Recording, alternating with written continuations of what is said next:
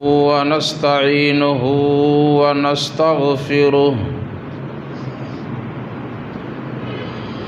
ونعوذ بالله من شرور أنفسنا ومن سيئات أعمالنا من يهده الله فلا مضل له ومن يضلله فلا هادي له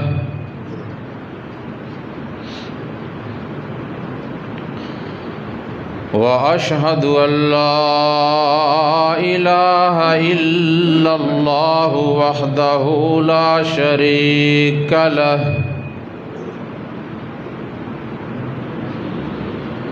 وأشهد أن محمدًا عبده ورسوله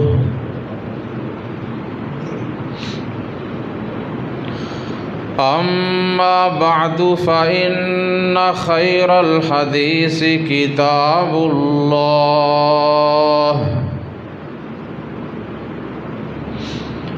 وخير الهدي هدي محمد صلى الله عليه وآله وسلم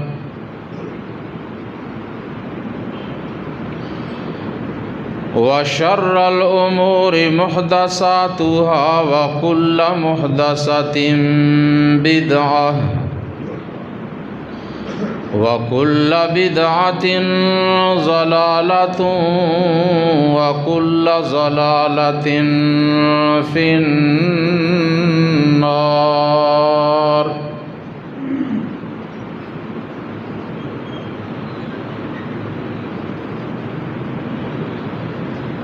اللهم صل على محمد وعلى آل محمد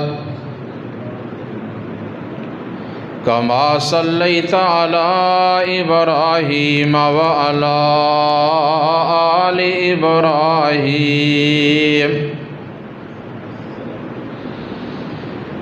إنك حميد مجيد.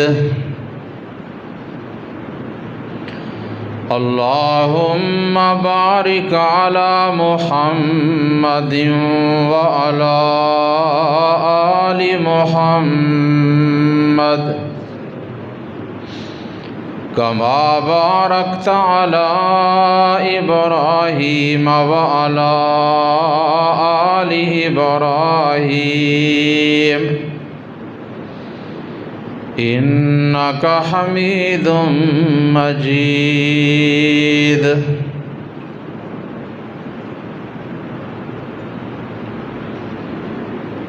رب اشرح لي صدري ويسر لي أمري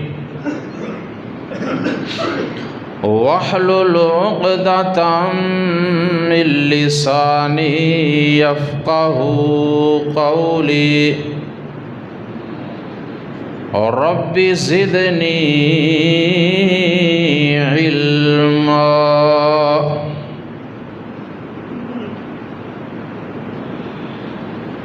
أما بعد فأعوذ بالله من الشيطان الرجيم.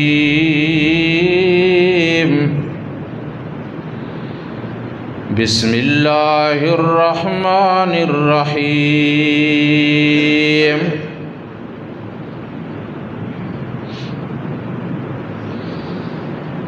والذين آمنوا وهاجروا وجاهدوا في سبيل الله بأموالهم وأنفسهم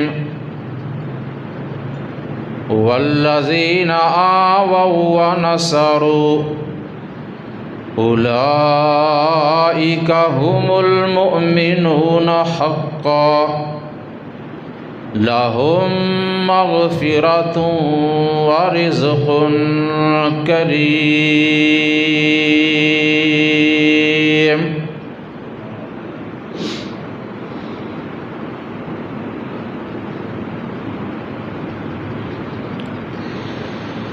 اللہ تبارک و تعالی کی حمد و ثنا اور نبی اکرم صلی اللہ علیہ وآلہ وسلم کی ذات اقدس پہ درود و سلام کے بعد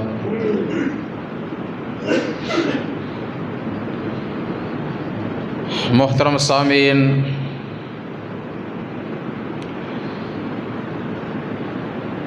ماہ سفر میں رسول اللہ صلی اللہ علیہ وسلم نے اور آپ کے اصحاب کرام رضوان اللہ تعالی علیہم اجمعین نے مکۃ المکرمہ سے مدینہ المنورہ کی جانب سفر ہجرت کیا تھا،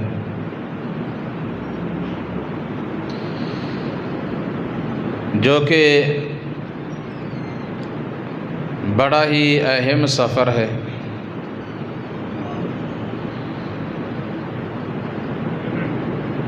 تو اس لحاظ سے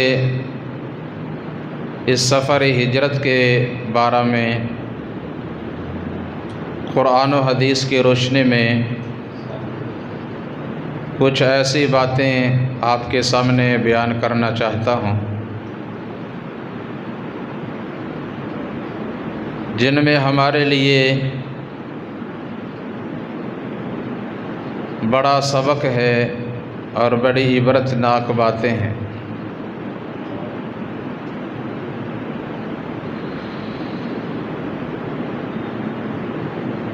لیکن اس سے پہلے اس بات کو جاننا سمجھنا بھی ضروری ہے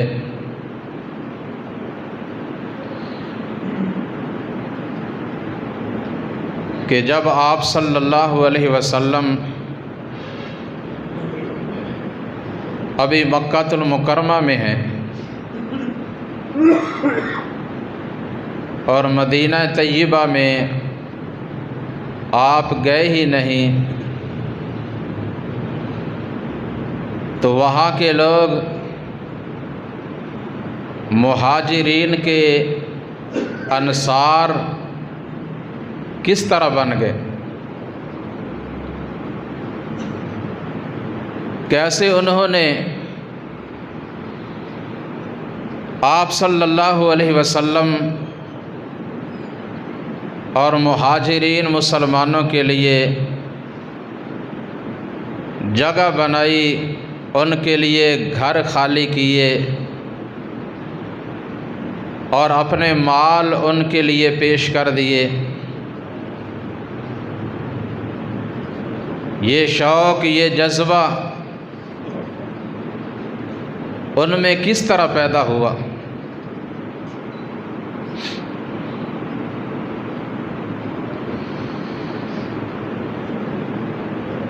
تو آئیے اس بات کو سمجھیے اور پھر ہم اللہ سے دعا کرتے ہیں کہ اللہ تعالی ہمیں بھی اپنے دین کی خدمت کرنے کی، نصرت کرنے کی اور کمزور مسلمانوں کا ساتھ دینے کی، ان کی ہمدردی اور ان کے ساتھ احساس کرنے کی توفیق عطا فرمائے۔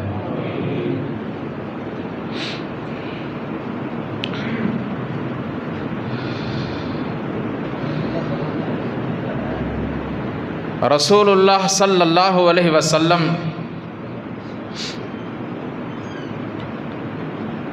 مکہ المکرمہ میں باہر سے آنے والے وہ لوگ جو مکہ المکرمہ میں آ کر مناسک حج اور عمرہ ادا کرتے، آپ صلی اللہ علیہ وسلم ان باہر سے آنے والے لوگوں کو بھی اللہ تعالیٰ کے دین کی دعوت دیا کرتے۔ آپ نے کوئی بھی موقع ہاتھ سے نہیں جانے دیا، ہر موقع سے فائدہ اٹھایا۔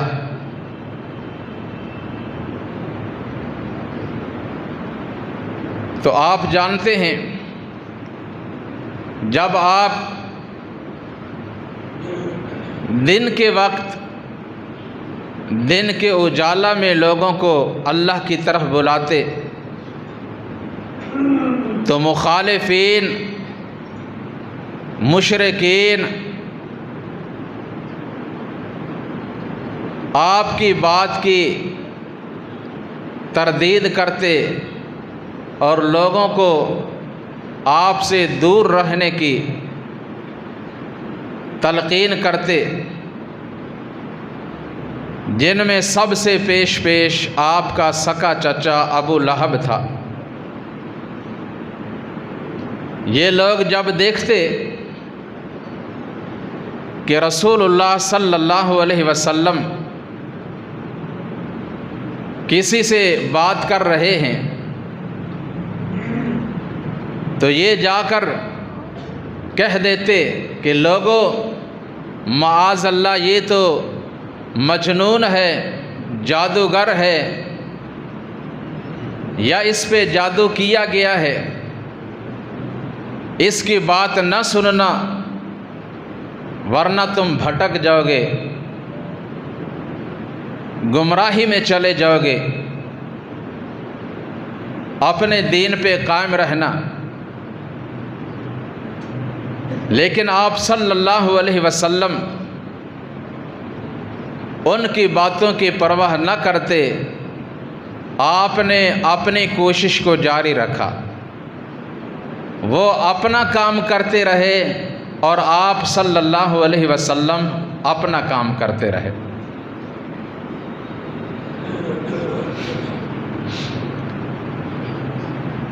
تو جب آپ صلی اللہ علیہ وسلم دیکھتے ہیں کہ دن کے اجالا میں یہ لوگ راستہ میں رکاوٹ ڈالتے ہیں اور لوگوں کو قریب نہیں آنے دیتے، تو آپ صلی اللہ علیہ وسلم رات کی تاریکی میں اپنے گھر سے نکلتے اور جہاں آپ دیکھتے 2 آدمی، 4 آدمی، 10 آدمی بیٹھے ہیں، ان کے پاس پہنچ کر انہیں اللہ تعالیٰ کی طرف بلاتے۔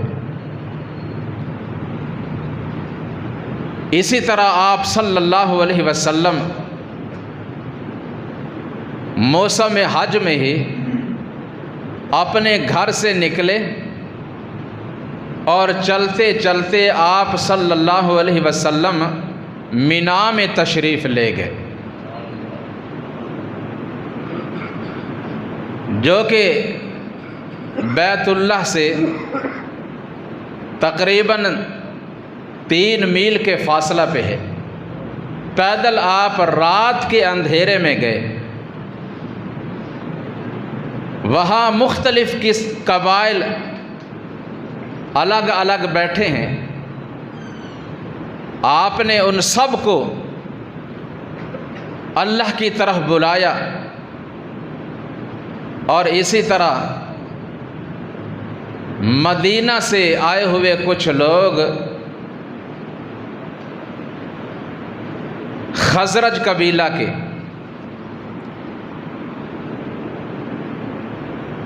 جن کی تعداد 6 تھی، آپ صلی اللہ علیہ وسلم کے ساتھ سیدنا ابو بکر صدیق رضی اللہ تعالی عنہ بھی ہیں۔ ان کے پاس پہنچے، ان سے پوچھا کہ آپ کون لوگ ہیں، کہاں سے آئے ہیں؟ انہوں نے بتایا تو آپ نے فرمایا اگر تم پسند کرو تو میں تم سے کچھ باتیں کر لوں۔ کہنے لگے ہاں کیوں نہیں، آپ بیٹھ جاتے ہیں۔ آپ نے اپنا تعارف کروایا، انہیں بتایا کہ مجھے اللہ تعالیٰ نے نبوت اور رسالت کے لیے منتخب فرمایا ہے، اور مجھ پہ اس نے اپنی کتاب نازل کی ہے، اور باقاعدہ آپ نے قرآن کریم کی کچھ آیات، کچھ صورتیں انہیں پڑھ کر سنائیں، اور دین اسلام کی خوبیاں ان کے سامنے بیان کیں۔ تو یہ لوگ آپس میں کہنے لگے کہ لگتا یہی ہے کہ یہ وہی پیغمبر ہیں، وہی نبی، وہی رسول ہیں جن کے متعلق ہمارے سامنے مدینہ کے یہود کبھی کبھی تذکرہ کرتے ہیں۔ جیسا کہ اللہ تعالیٰ نے فرمایا ہے نا، وَكَانُوا مِن قَبْلُ يَسْتَفْتِحُونَ عَلَى الَّذِينَ كَفَرُوا، یہ یہود کافر لوگوں سے بعض دفعہ کہتے ہیں کہ ان قریب ایک نبی کا، ایک رسول کا ظہور ہونے والا ہے، تو جب وہ آئے گا ہم اس پر ایمان لائیں گے، اور پھر اس کی اقتداء میں تمہارے خلاف لڑائی کریں گے، اور اللہ تعالی ہمیں تمہارے اوپر غلبہ عطا کرے گا۔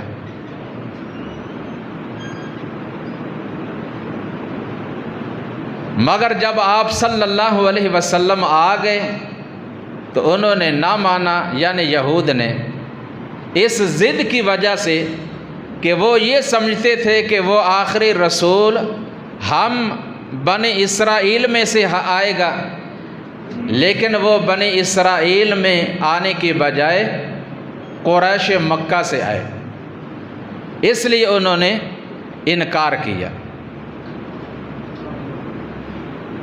تو یہ کہتے ہیں کہ لگتا ہے یہ وہی پیغمبر ہیں جن کا ہمارے سامنے یہود تذکرہ کرتے ہیں۔ تو لہٰذا ہم ان کا کلمہ پڑھ لیں، ان پر ایمان لے آئیں اور اسلام قبول کر لیں۔ آپ صلی اللہ علیہ وسلم نے ان کو دعوت دی، آپ کی زبان اطہر سے بات نکلی، ان کے دل میں اتری، اللہ کی مدد شامل حال ہوئی، یہ 6 کے 6 آدمی ہی مسلمان ہو جاتے ہیں۔ آپ صلی اللہ علیہ وسلم بہت خوش ہوئے اور اللہ تعالیٰ کا شکر ادا کیا۔ تو آپ صلی اللہ علیہ وسلم نے مزید انہیں کچھ باتیں سکھائیں، سمجھائیں۔ تو جب یہ لوگ ارکان حج ادا کرنے سے فارغ ہوئے، واپس اپنے شہر مدینہ المنورہ میں پہنچے، جس کا پہلا نام یثرب تھا، مدینہ بعد میں مشہور ہوا جب آپ صلی اللہ علیہ وسلم وہاں ہجرت کر کے گئے۔ تو اب انہوں نے آگے دوسرے لوگوں کو اس دین کی دعوت دی، جو ان کے ساتھ بیٹھنے والے، رہنے والے، تعلقات والے دوست احباب تھے، ان کو اللہ اور اس کے رسول صلی اللہ علیہ وسلم کی طرف بلایا۔ اور یہ ہر مسلمان پہ حق ہے کہ وہ دین کا داعی بنے، نیکی کا حکم دے، برائی سے منع کرے، اس لیے کہ اللہ سبحانہ و تعالی نے یہ کام ہر مسلمان پہ فرض کر دیا ہے۔ فرمایا اللہ تعالیٰ نے قُلْ هَٰذِهِ سَبِيلِي أَدْعُو إِلَى اللَّهِ عَلَىٰ بَصِيرَةٍ أَنَا وَمَنِ اتَّبَعَنِي وَسُبْحَانَ اللَّهِ وَمَا أَنَا مِنَ الْمُشْرِكِينَ۔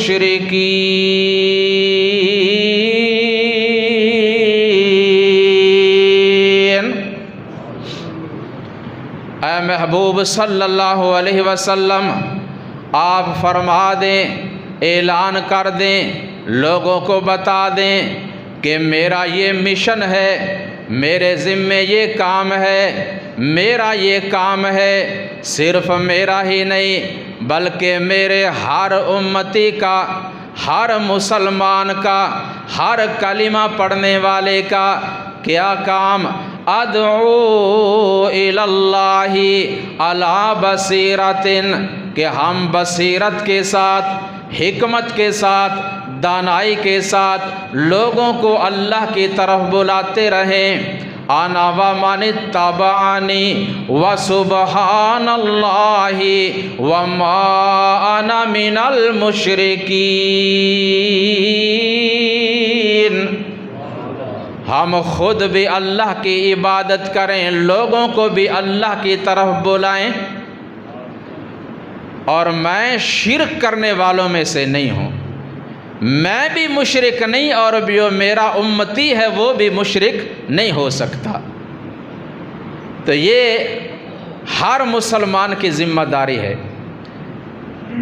تو ان 6 لوگوں نے پورا سال محنت کی،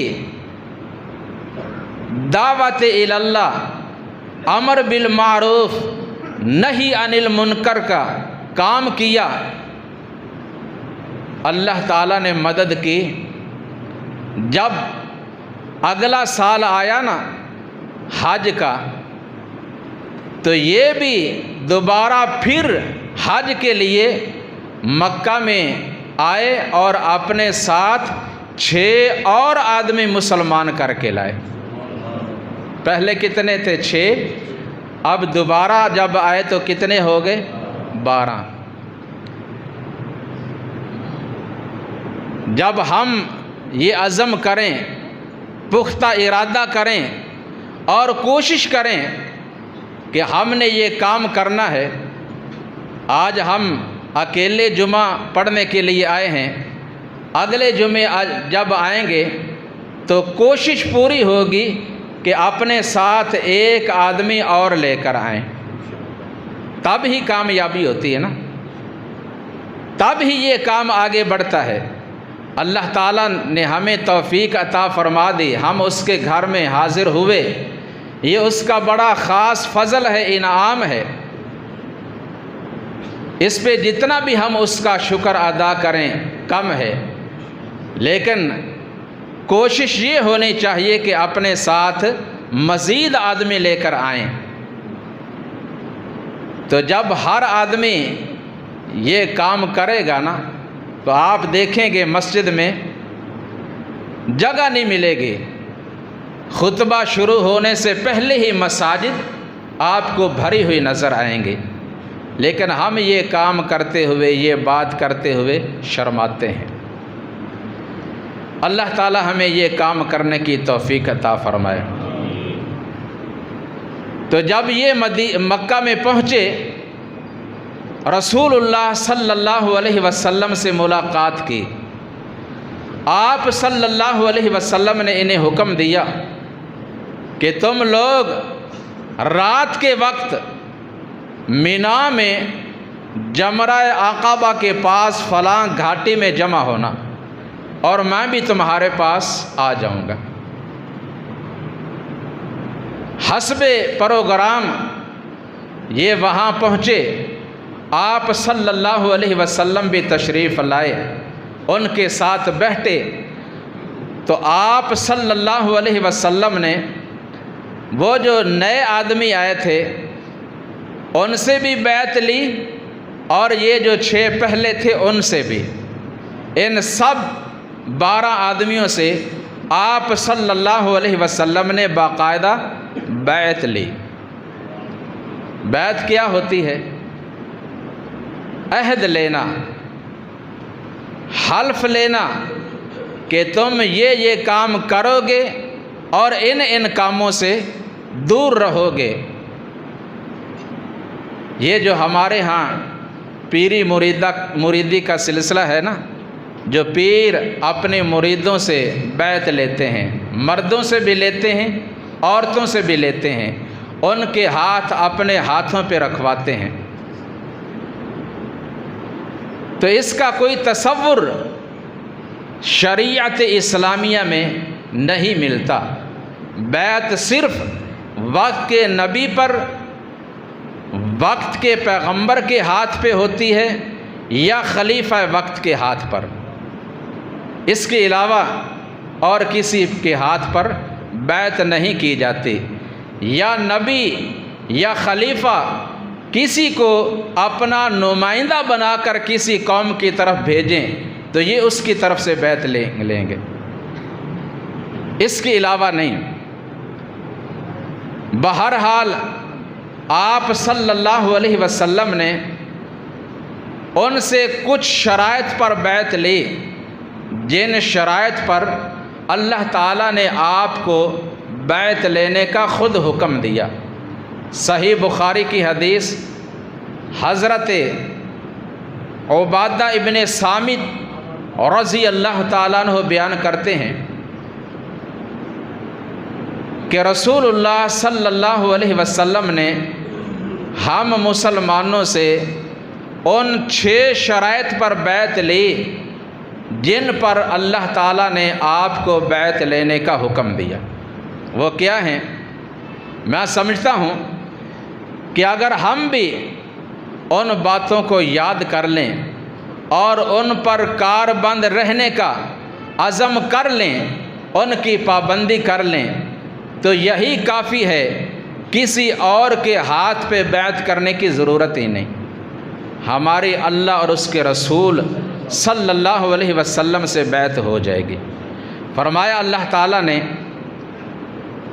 یا ایھا النبی اذا جاءک المؤمنات یبایعنک علی الا یشرکن باللہ شیئا ولا یسرقن ولا یزنین ولا یقتلن اولادہن ولا یأتین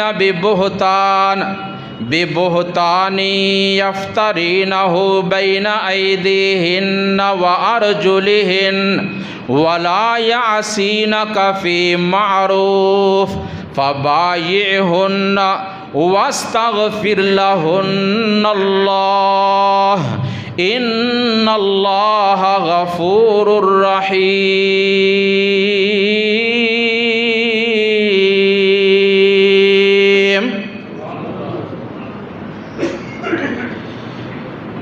فرمایا اللہ تعالیٰ نے، اے میرے نبی صلی اللہ علیہ وسلم، جب مسلمان عورتیں آپ صلی اللہ علیہ وسلم کے پاس بیعت کرنے کے لیے آئیں، آپ ان سے عہد لیں، ان سے اقرار کروائیں کہ وہ زندگی بھر اللہ تعالیٰ کی ذات میں، اس کی صفات میں، اس کی عبادات میں، اس کے اختیارات میں کسی کو بھی اللہ کا شریک نہیں بنائیں گے۔ سب سے پہلی شرط، سب سے پہلے اس بات کا عہد کرنا ہے کہ عبادت صرف اللہ کی کرنی ہے، مدد بھی صرف اللہ سے ہی مانگنی ہے، اس کے سوا کسی اور کی نہ عبادت کرنی ہے اور نہ ہی کسی سے مدد مانگنی ہے۔ پہلا عہد، اللہ تعالیٰ کے ساتھ کسی کو بھی شریک نہیں بنانا۔ دوسری بات، ولا یسرقنا، چوری نہیں کرنی، اپنے ہاتھ سے محنت مزدوری کر کے رزق حلال کما کر کھانا ہے، کسی دوسرے کا حق نہیں کھانا۔ تیسری شرط ولا یزنین، بدکاری، برائی، بے حیائی، زنا کاری کے قریب نہیں جانا۔ چوتھی بات ولا یقتلن اولادہن، اپنی اولاد کو قتل نہیں کرنا۔ قتل کرنے کی کئی صورتیں ہیں۔ ایک یہ کہ پہلے زمانہ جاہلیت میں جب کسی کے گھر میں بیٹی پیدا ہوتی تو وہ اسے زندہ درگور کر دیتے، یہ بھی قتل ہے۔ اور دوسرا یہ کہ بندہ دیکھے کاروبار نہیں، آمدن اتنی نہیں، اخراجات زیادہ ہیں، کیا بنے گا؟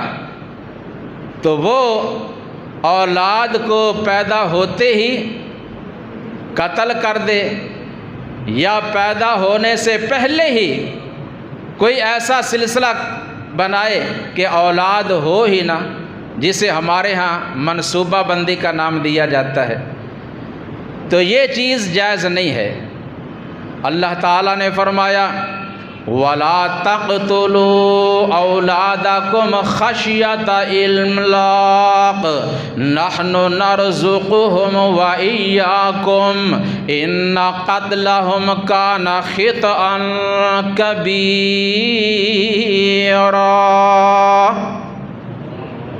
لوگوں، مفلس ہونے کی وجہ سے، مال نہ ہونے کی وجہ سے، کاروبار نہ ہونے کی وجہ سے اولاد کو قتل نہ کرنا، اس لیے کہ تمہارے رازق بھی ہم خود ہیں اور تمہاری اولاد کے رازق بھی ہم خود ہیں۔ رسول اللہ صلی اللہ علیہ وسلم نے فرمایا ابھی بچہ دنیا میں آیا نہیں، دنیا میں آنے سے پہلے ہی اللہ تعالیٰ نے اس کا رزق اور اس کی عمر لکھ دی ہے۔ جب تک وہ اپنا پورا رزق کھا نہیں لیتا اس وقت تک اس کے پاس عزرائیل آ سکتے نہیں، اسے موت نہیں آئے گی۔ تو رازق کون ہے؟ اللہ۔ فرمایا وَلَا يَقْتُلْنَ أَوْلَادَهُنْ، اپنی اولاد کو قتل نہ کرنا۔ کتنی باتیں ہو گئی؟ 5، بلکہ 4۔ آگے 5ویں بات وَلَا يَأْتِينَ بِبُهْتَانٍ يَفْتَرِينَهُ بَيْنَ أَيْدِيهِنَّ وَأَرْجُلِهِنَّ۔ 5ویں بات کہ کسی پاک باز مرد ہو یا عورت اس پہ جھوٹا بہتان نہیں لگانا۔ اگر کوئی بے گناہ ہے ایسے ہی اس کے اوپر الزام لگا دینا، بہتان لگا دینا، اسے بدنام کرنا، یہ بھی کبیرہ گناہ ہے، ایسا بھی نہیں کرنا۔ 6ٹھی بات وَلَا يَعْصِينَكَ فِي مَعْرُوفٍ، اور اے محبوب صلی اللہ علیہ وسلم معروف کاموں میں وہ آپ صلی اللہ علیہ وسلم کی نافرمانی نہیں کریں گے۔ اللہ اور اس کے رسول کی نافرمانی نہیں کرنی، فرما بردار بن کر رہنا ہے۔ فرمایا جب وہ ان 6 باتوں پہ کار بند رہنے کا عہد کر لیں، اقرار کر لیں، وعدہ کر لیں، فَبَايِعْهُنَّ، تو آپ صلی اللہ علیہ وسلم ان سے بیعت لے لیں، اور جب وہ آپ سے بیعت کر لیں وَاسْتَغْفِرْ لَهُنَّ اللَّهُ، تو آپ ان کے حق میں دعا کریں اور ان کے لیے اللہ سے استغفار کریں۔ اِنَّ اللَّهَ غَفُورٌ رَحِيمٌ، بے شک اللہ بڑا ہی غفور الرحیم ہے۔ تو آپ صلی اللہ علیہ وسلم نے مردوں سے بیعت جب لی، ان کے ہاتھ آپ نے اپنے ہاتھ پر رکھوائے اور زبان سے اقرار بھی کروایا، لیکن جب عورتوں سے بیعت لی آپ نے صرف ان سے زبانی اقرار لیا، ان کے ہاتھ اپنے ہاتھ پہ آپ نے نہیں رکھے، اس لیے کہ کبھی بھی آپ صلی اللہ علیہ وسلم نے کسی عورت کے ہاتھ سے یا اس کے جسم پہ اپنا ہاتھ نہیں رکھا۔ یہ آپ صلی اللہ علیہ وسلم کی سیرت ہے، آپ کی تعلیم ہے۔ تو جب انہوں نے بیعت کر لی، آپ صلی اللہ علیہ وسلم نے فرمایا اب سنو، جو تم میں سے اس عہد پر، ان باتوں پر قائم رہے گا، اللہ تبارک و تعالی اسے اس کے بدلہ میں جنت عطا فرما دے گا، اللہ اس کا گھر جنت میں بنا دے گا۔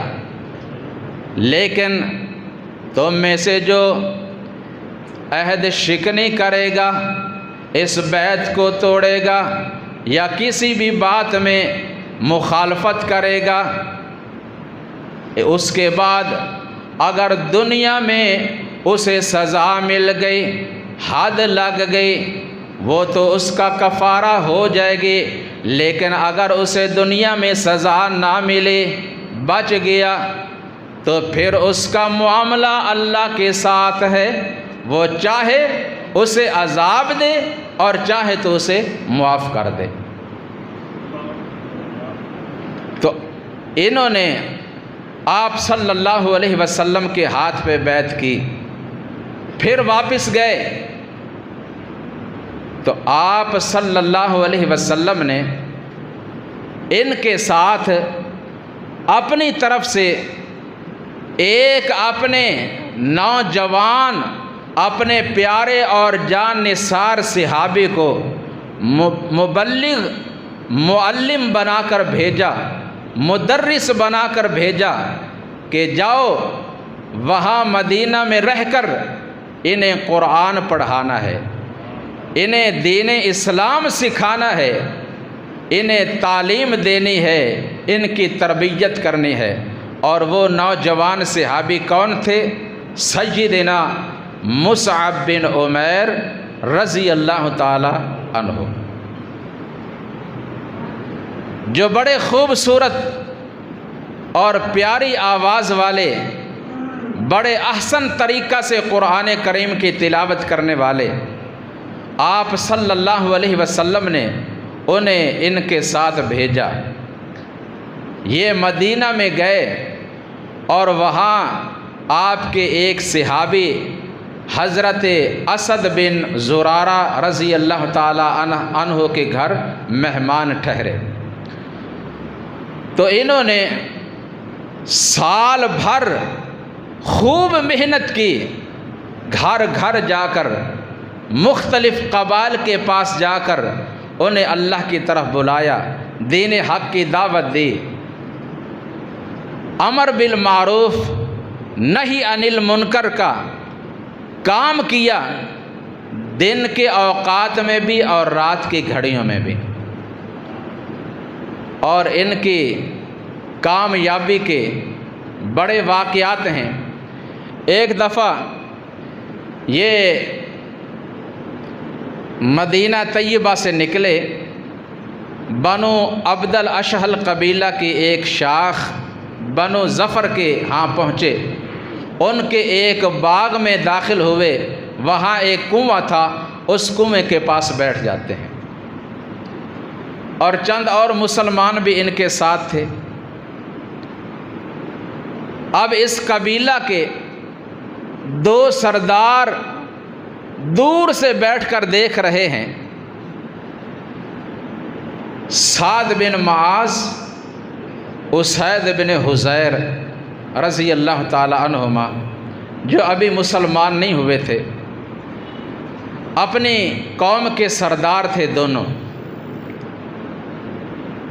سعد بن معاذ رضی اللہ تعالیٰ عنہ دور سے دیکھتے ہیں تو اسید ابن حضیر سے کہتے ہیں کہ لگتا ہے یہ وہ لوگ بیٹھے ہیں جو مکہ سے آئے ہیں اور یہ ہمارے نوجوانوں کو بے وقوف بنا رہے ہیں۔ انہوں نے ایک نیا ہی کام شروع کر دیا ہے جو انہیں اپنے پرانے آبائی دین سے ہٹانا چاہتے ہیں اور ایک نیا دین پیش کر رہے ہیں۔ تو آپ جائیں، انہیں وہاں سے نکال دیں، ان سے کہہ دیں کہ یہاں تمہیں بیٹھنے کی بات کرنے کی اجازت نہیں، یہاں سے چلے جاؤ۔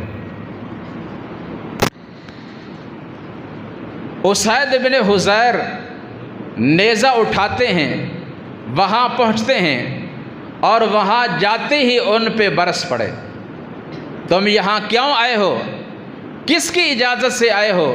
تمہیں کس نے اجازت دی ہے؟ یہاں سے چلے جاؤ، تمہیں یہاں بیٹھنے کی بات کرنے کی اجازت نہیں ہے۔ انہوں نے کہا کہ آپ لوگ تھوڑی دیر کے لیے بیٹھیں تو صحیح، تھوڑی دیر ہمارے پاس بیٹھ جائیں، بات تو سن لیں، بات سن لیں، اگر اچھی لگے مان لینا، نہ اچھی لگے نہ ماننا، ہماری طرف سے کوئی زبردستی تو نہیں، ہم آپ کو مجبور تو نہیں کریں گے۔ کہنے لگے اسید کہ آپ کی بات تو منصفانہ ہے، چلو کوئی بات نہیں، سن لیتا ہوں۔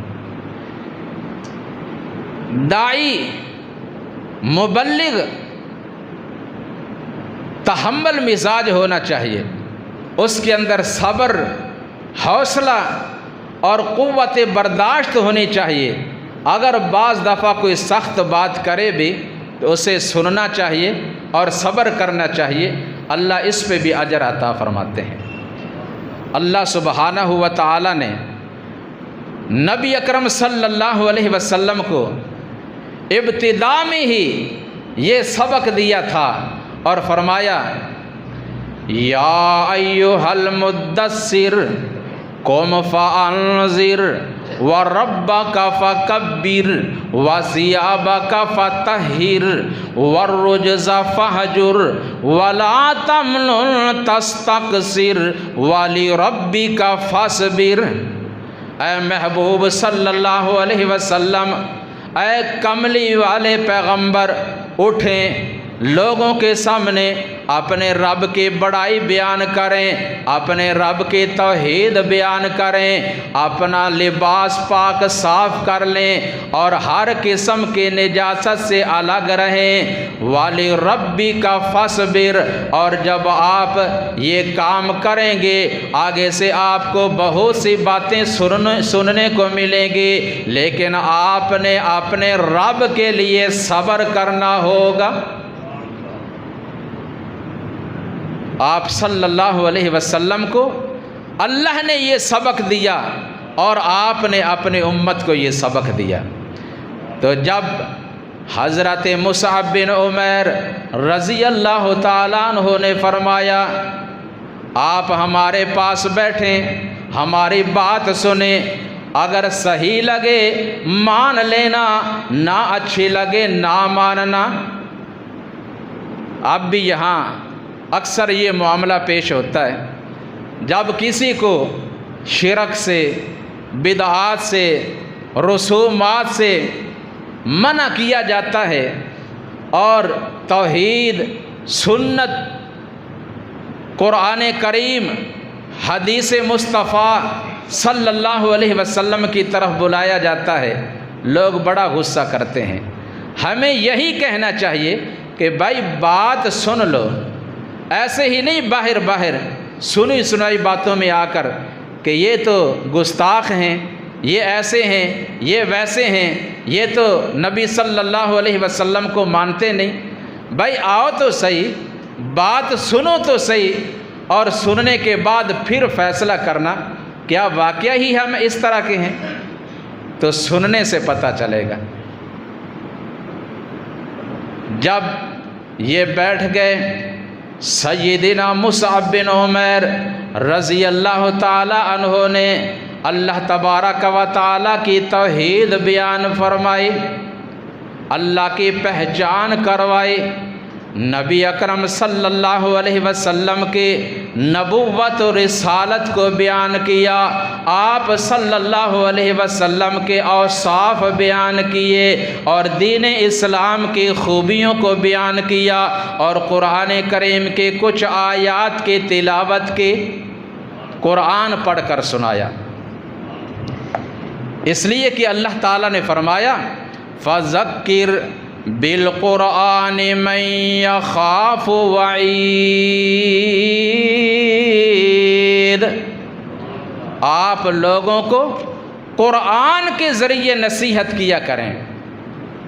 جس نے قرآن سن کر نہیں ماننا فَبِأَيِّ حَدِيثٍ بَعْدَهُ يُؤْمِنُونَ، تو اس سے بڑھ کر اور کون سی بات ہو سکتی ہے جو اس سے زیادہ اچھی ہو جس کو یہ مانیں گے۔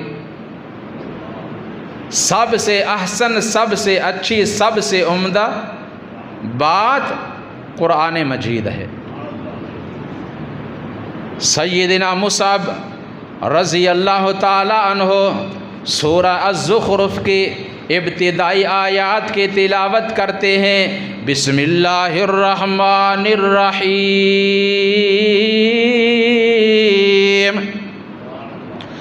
حامیم والکتاب المبین،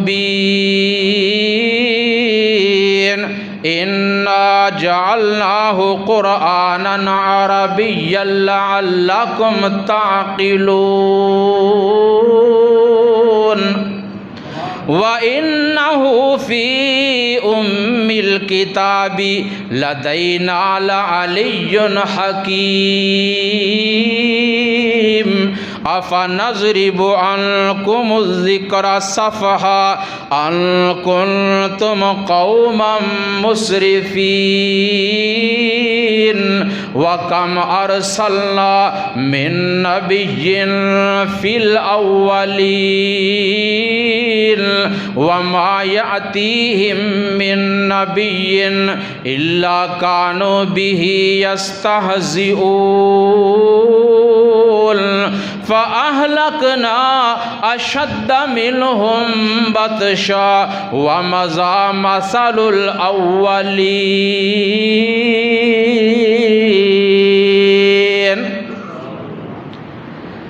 مصعب بن عمیر رضی اللہ تعالی عنہ جو قرآن کریم کی تلاوت کر رہے ہیں، اسید ابن حضیر سن رہے ہیں، ان کا پتھر جیسا دل نرم ہوتا جا رہا ہے، جسم پہ کپ کپی طاری ہو رہی ہے، رونگٹے کھڑے ہو رہے ہیں، آنکھوں سے آنسو جاری ہو رہے ہیں، اور پکار اٹھے واقعہ ہی یہ کلام نہ کسی جن کا ہے نہ کسی انسان کا، یہ کلام اگر ہے تو اللہ کا سچا کلام ہے، اور جس ہستی پہ اس نے یہ کلام نازل کیا ہے وہ اللہ کا سچا رسول ہے۔ کلمہ پڑھ لیا، اشہد اللہ الہ الا اللہ وحدہ لا شریک لہ واشہد ان محمد رسول اللہ۔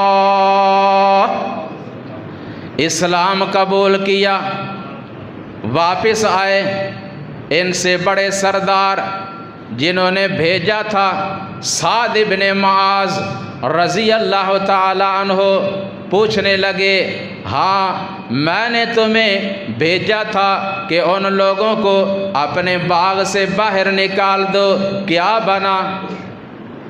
فرمایا میں نے ان سے کہا تو ہے لیکن وہ بضد ہیں، انہوں نے میری بات کو نہیں مانا، میری بات کو کوئی اہمیت نہیں دی، آپ خود جا کر ان سے بات کر لیں۔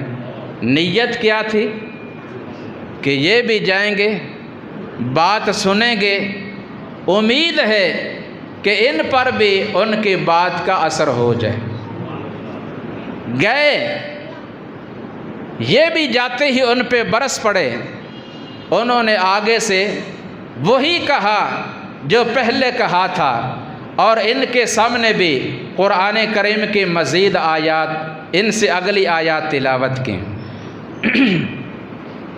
وَلَئِن سَأَلْتَهُم مَّنْ خَلَقَ السَّمَاوَاتِ وَالْأَرْضَ لَيَقُولُنَّ خَلَقَهُنَّ الْعَزِيزُ الْعَلِيمُ الَّذِي جَعَلَ لَكُمُ الْأَرْضَ مَهْدًا وَجَعَلَ لَكُمْ فِيهَا سُبُلًا لَعَلَّكُمْ تَهْتَدُونَ وَالَّذِي نَزَّلَ مِنَ السَّمَاءِ مَاءً بِقَدَرٍ فَأَنشَرْنَا بِهِ بَلْدَةً مَّيْتًا كَذَلِكَ تُخْرَجُونَ۔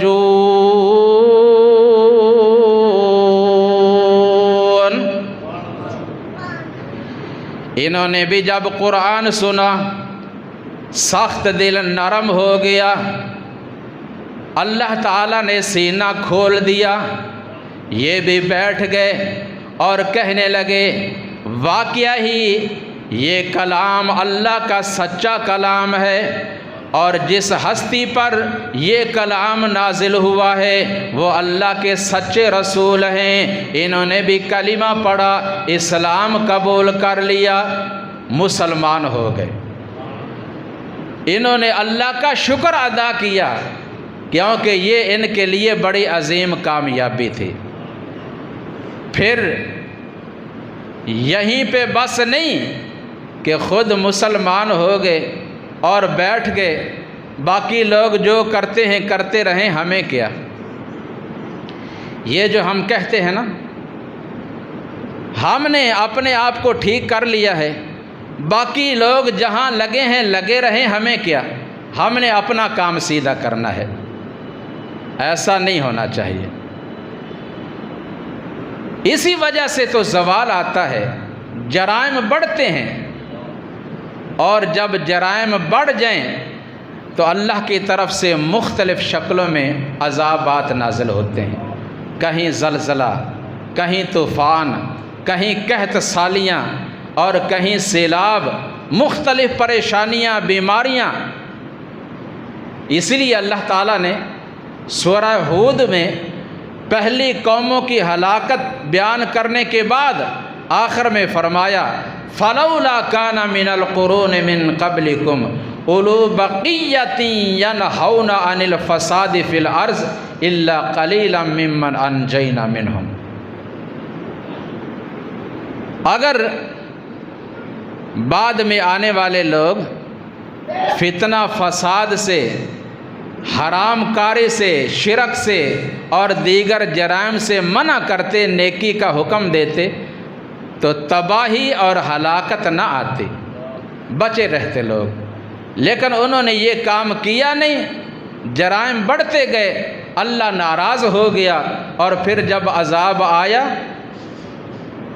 تو ظالم لوگوں کے ساتھ ایمان والے بھی گئے۔ اس لیے ہماری بقا، ہماری عزت، ہمارا وقار اسی میں ہے کہ ہم یہ کام کریں، اللہ کرنے کی توفیق عطا فرمائے۔ یہ واپس اپنی قوم کے پاس آئے، اپنے قوم، اپنے قبیلہ کے سب لوگوں کو جمع کیا۔ جب سب سامنے جمع ہے، مجمع لگا ہے، سینکڑوں کی تعداد میں ہیں، مرد بھی ہیں، عورتیں بھی ہیں، پوچھنے لگے میری قوم کے لوگوں، جانتے ہو میں کون ہوں؟ کہنے لگے ہاں، آپ ہیں ہمارے سردار سعد ابن معاذ۔ کہا میرے بارے میں تمہاری کیا رائے ہے، کیا خیالات ہیں، میں کیسا آدمی ہوں؟ کہنے لگے آپ واقعہ ہی بڑے عادل ہیں، منصف ہیں، آپ نے کبھی بے انصافی نہیں کی، کبھی کسی کی حق تلفی نہیں کی، کبھی زیادتی نہیں کی، کبھی طرفداری نہیں کی، آپ نے ہمیشہ حق اور سچ بات کی ہے۔ تو فرمانے لگے اچھا تو پھر سن لو، آج سے میں تمہارے اس سرداری سے دستبردار ہوں، میں تمہارا کوئی سردار نہیں، کسی اور کو اپنا سردار مقرر کر لو۔ میرا تمہارے ساتھ کوئی تعلق نہیں۔ کہنے لگے کیوں؟ ہم نے آپ کا کیا نقصان کیا ہے؟ آپ کیوں ہمیں چھوڑنا چاہتے ہیں؟ فرمایا اس لیے کہ میں مسلمان ہوں اور تم غیر مسلم ہو۔ میں مسلمان ہوں، محمد الرسول اللہ صلی اللہ علیہ وسلم کا غلام ہوں۔ ہاں اگر تم بھی آبائی دین چھوڑ کر، شرک بدعات چھوڑ کر دین اسلام کو قبول کر لو تو پھر میری سرداری برقرار رہے گی، ورنہ نہیں۔ ان کی زبان سے یہ بات نکلی، ان کے دل میں اتری، ایسا اثر ہوا کہ اسی دن کا سورج غروب ہونے سے پہلے پورا کا پورا قبیلہ مسلمان ہو گیا۔ اللہ اکبر۔ تو یہ ان کے لیے بڑی عظیم کامیابی تھی۔ تو اس سے اگلا سال موسم حج جب آیا تو یہ مدینہ سے حج ادا کرنے کے لیے تقریباً 100 کی تعداد میں نکلے، جن میں چند عورتیں بھی ہیں اور زیادہ مردوں کی تعداد۔ راستے میں آپس میں یہ باتیں کرتے ہیں اور کہتے ہیں کہ تمہیں معلوم ہے رسول اللہ صلی اللہ علیہ وسلم مکہ میں کس طرح مظلوم ہیں، مجبور ہیں، اور مشرکین کفار ان پہ ظلم و ستم کر رہے ہیں، کیوں نہ ہم انہیں وہاں سے اپنے شہر مدینہ میں لے آئیں، ان کی نصرت کریں، ان کی معاونت کریں، ان کا ساتھ دیں۔ کہنے لگے بات تو ٹھیک ہے۔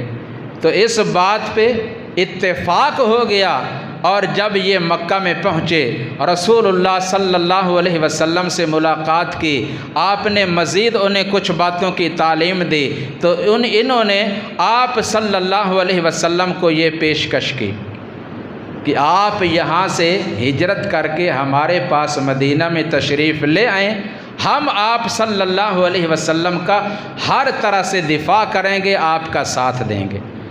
تو آپ صلی اللہ علیہ وسلم نے ان کی اس دعوت کو، اس پیشکش کو قبول فرمایا، اور آپ نے مسلمانوں کو بھی حکم دیا کہ اب مکہ سے ہجرت کر کے مدینہ پہنچ جاؤ، اور آپ بھی ہجرت کے لیے تیاری میں مصروف ہو جاتے ہیں۔ تو یہ ہے انصار مدینہ۔ مدینہ میں مسلمانوں کی جماعت اس طرح تیار ہوئی دعوت و تبلیغ کے ذریعے۔ آپ صلی اللہ علیہ وسلم اور آپ کے اصحابہ کرام کے محنت، کوشش اور کاوش سے یہ بہت بڑی جماعت تیار ہوئی۔ تو سفر ہجرت انشاءاللہ العزیز اگلے جمعے باقاعدہ بیان ہوگا۔ اللہ تبارک و تعالی مجھے صحیح بیان کرنے کی اور ہم سب کو اس پہ عمل کرنے کی توفیق عطا فرمائے۔ وما علی الا البلاغ المبین۔